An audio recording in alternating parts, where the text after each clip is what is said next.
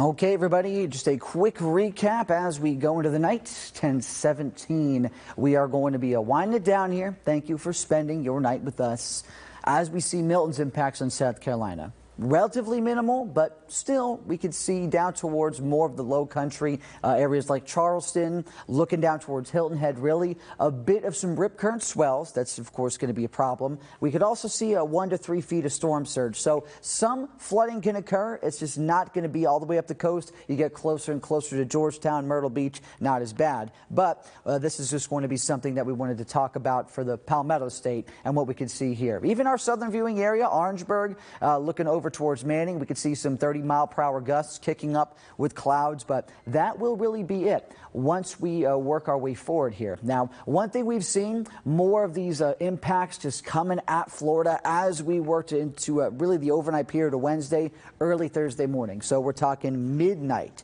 getting into and through Wednesday, midnight through early Thursday morning, making that landfall. Really, really strong wind fields, everything with that storm surge. It's all going to be churning through Florida as it tries to work its way on. It's going to be impeded by some high pressure, that cold front that's going to keep it away from South Carolina, but also work to slow it down a little bit. So that's why we're seeing all these wind, all these really intense flooding impacts down that way, why emergency management officials have been warning folks in Florida, if they're on the coast, they need to find shelter, need to get away, need to evacuate.